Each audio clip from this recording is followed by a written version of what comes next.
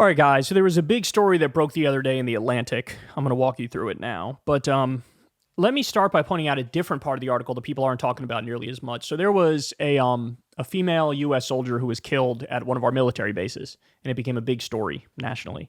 And Trump met with the family of this female U.S. soldier who was killed and told them, like, look, don't worry about it. We'll pay for the funeral and all that stuff. We'll mark it down as if she got killed in battle. So, she gets everything that goes hand in hand with that. And then later on, they got, a bill for it to the White House, and it cost $60,000.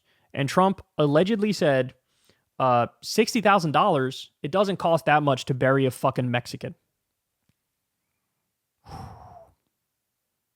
Now, that part of the story is literally the less talked about part of the story, which shows you how bad the story actually is, right?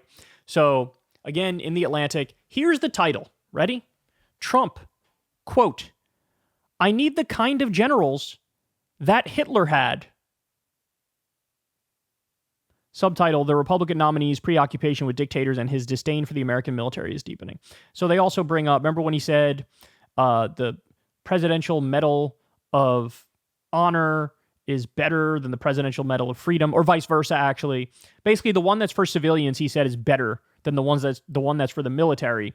Because for the military, oh man, they're so injured, they're so battered up, they're so bruised that isn't it better to just be a billionaire donor to me and I give you a medal because you're a billionaire donor to me? Isn't that better than serving your nation? And that was a huge, huge backlash. A lot of military people literally abandoned him after hearing that.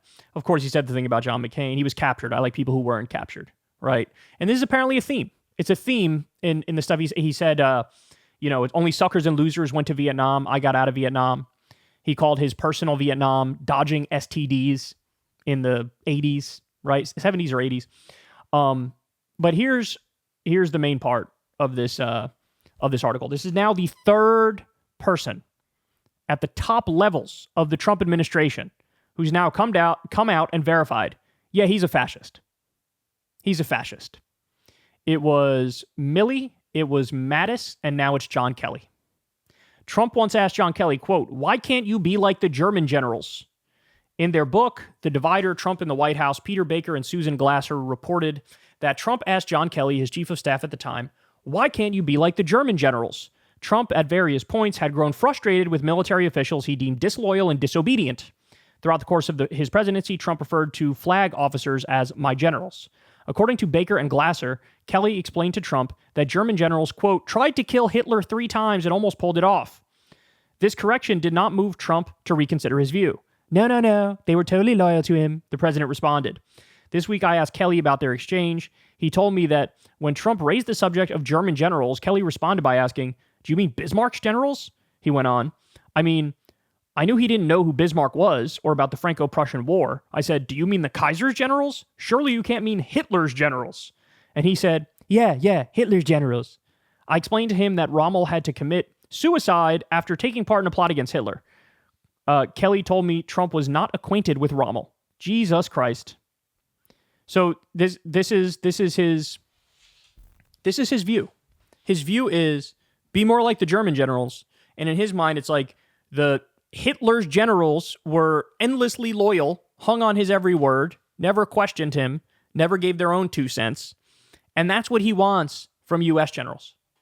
That's what he wants. In other words, when Trump came out and said during the George Floyd protests and riots, we're going to invoke the Insurrection Act and use the U.S. military against our own people, against the First Amendment, and all the generals were like, we're not doing that. He was like, why didn't you just shut up and do what I told you? Why didn't you just become an authoritarian menace because I told you to? And they go on in this piece to talk about, his true and genuine affinity for dictators and how he looks up to dictators and he wants to be a dictator. None of this should be surprising. But, what's crazy is here we are, discuss a direct quote from Trump about how you need to be more like Hitler's generals. And by the way, it wasn't even like front page news on many of the biggest newspapers in the country.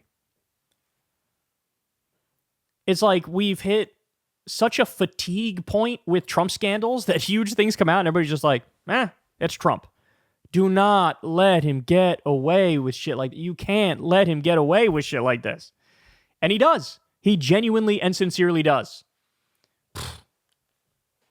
So now, again, I want to reiterate, the third member of Trump's administration at the highest levels, which have come out and said, he's 100% a fascist. He is. There's no ifs, ands, or buts about it.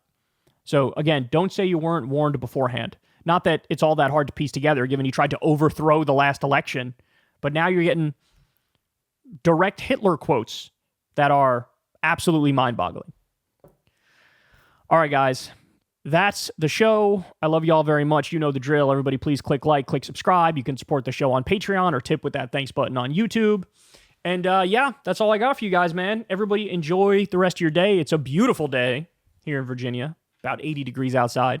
And yeah, hope you're having a good day too. Peace. Hey, y'all, do me a favor and like and subscribe. It helps out big time in the algorithm. Click the bell as well for notifications when videos drop. And watch that video on screen right now. You know you want to.